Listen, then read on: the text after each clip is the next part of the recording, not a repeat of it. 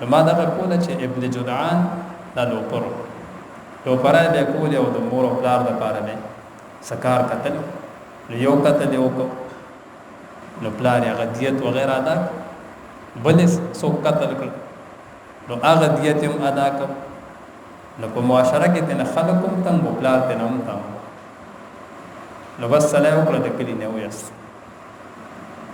وی اوزه د کلی راخه دیم د ژوند نه تنګ علماء دي کې چې د روان شنو کله یو غار ته ځکه بل غار ته چې زاز مړې په یو خري بیغه مګش د خودکشي په نیت باندې نو کله به داسې سورې ولید نو په به خپه کې وځي چې مار بروزي ټک پرا کې بس خبره به ختم شي یو غار ته وردن نشنل ته یو مار ولید او دا غمار د استرګي بالکل پړکې دی بالکل پړکې دی د خواته لاړ چې زدا مار به ټکرا کې بیغه مګش نو چې ال تخواته لاړ مار فوزول را فوزول د نام مصنوعي مار مصنوعي جوړ کړی شوی مارو او چې دا مار نه لغون ته مخ کې لاړ یو خزانه وموته د جورهم کبیدی یو خزانه وا دا غي تاریخ دا غي شعر شاعري و سره مې کړی شو اواز دې ته واپس راغی نو سبلا مال بلار ته ورکو سبلا مال خپلوانو ته او مفسرین علما دي چې سخی ډیرو لو پرو او سخاوت پکې ډیرو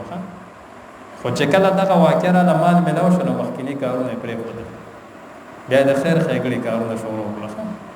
بس چاته د مال ضرورت هغه ته مال ورکو او پوره کملاري کوسي د مسافرو د پاره نو اخلي پخلي به کو مسافر براتل روټای به خوړاتل بلکې علما دي کې دومره بندوبست کړو چې کوم انسان په سوالای باندې ناس او سفر به کو لاغه ته به درا کوزیدو ضرورت نه وخه اغله به داسې بندوبست ضروري کړو چې د اس د پاسه بناسو داغه ځان له خوراک ساک دای نه راوغست او په سوالای باندې روان یو ضعیف روایت ته نبی رسول الله والسلام فرمای وې ما د ابن جدعان چې کوم دیګونو کنه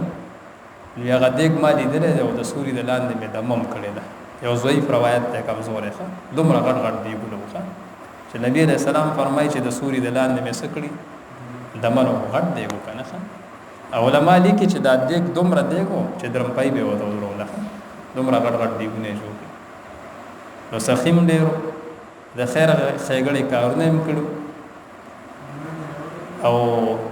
مل مستیاب هم د خلکو کوله نو ځکه حضرت عائشہ رضی الله تعالی عنها فرمای وی حضرت ابن جدعان سره الله سما مل کړی نبی علیہ الصلوۃ والسلام او تو فرمایل جهنم کې دی وی ځکه یو ورځ دا نو ویل چې الله ما ته زما ګناهونه معاف کړي مقصد دا ایمان نور اورې